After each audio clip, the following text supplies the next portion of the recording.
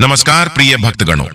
कार्तिक मास के शुक्ल पक्ष की एकादशी तिथि को देवउठनी एकादशी मनाया जाता है। हिंदू सनातन धर्म में इस दिन से मांगलिक कार्यों की शुरुआत होती है। धार्मिक मान्यता है कि देवउठनी एकादशी के दिन प्रभु श्री हरि विष्णु 4 महीने के बाद शयन काल मुद्रा से उठते हैं। इस शुभ दिन पर विष्णु जी को जगाने की परंपरा निभाई जाती है। साथ ही माता तुलसी और शालिग्राम भगवान का विवाह भी आयोजित किया जाता है। देवउठनी एकादशी को देवोत्थनी या प्रबोधिनी एकादशी के नाम से भी जाना जाता है। इस दिन से ही शादी विवाह सगाई मुंडन संस्कार समेत सभी शुभ कार्य शुरू होते हैं। चातुर्मास के 4 महीनों के दौरान ही दिवाली मनाई जाती है, जिसमें भगवान विष्णु के बिना ही मां लक्ष्मी की पूजा की जाती है। लेकिन देवउठनी एकादशी को भगवान विष्णु जी के जागने के बाद देवी देवता भगवान विष्णु और मां लक्ष्मी की एक साथ पूजा करके देव दिवाली मनाते हैं।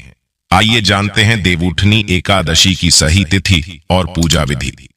हिंदू वैदिक पंचांग के अनुसार 11 नवंबर को शाम 6:46 पर कार्तिक माह शुक्ल पक्ष की एकादशी की शुरुआत होगी और 12 नवंबर को शाम 4:04 पर इसका समापन होगा।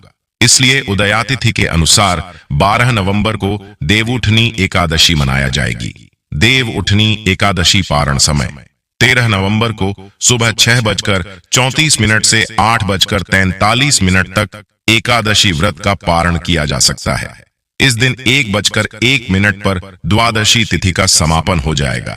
विष्णु पूजा का मुहूर्त सुबह 9:23, सुबह 10:44, रात में शालिग्राम और तुलसी पूजा का शुभ समय रात 7:08, रात 8:47।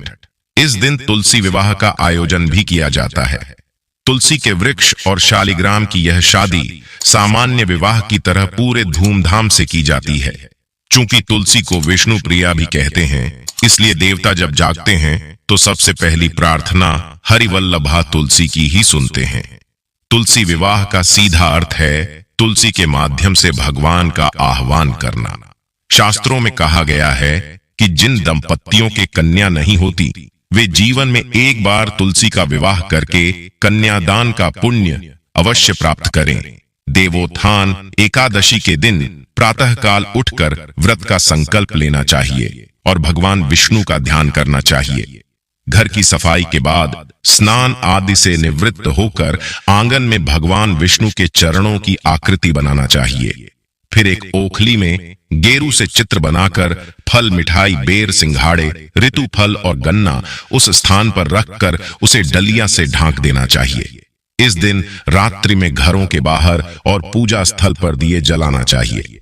रात्रि के समय परिवार के सभी सदस्य को भगवान विष्णु समेत सभी देवी देवताओं का पूजन करना चाहिए। इसके बाद भगवान को शंख घंटा घड़ियाल आदि बजाकर उठाना चाहिए और ये वाक्य दोहराना चाहिए, उठो देवा, बैठा देवा, अंगुरियां चटकाओ देवा, नई सूत नई कपास, देव उठाए कार्तिक मास। तुलसी विवाह और देवउठनी एकादशी से संबंधित और अधिक जानकारी के लिए हमारे चैनल हिंदू रिलीजियस टेल्स को सब्सक्राइब करके बेल आइकन का बटन अवश्य दबा दीजिए और वीडियो को लाइक और शेयर अवश्य कर दीजिए। धन्यवाद। जय श्री राम। हर हर महादेव।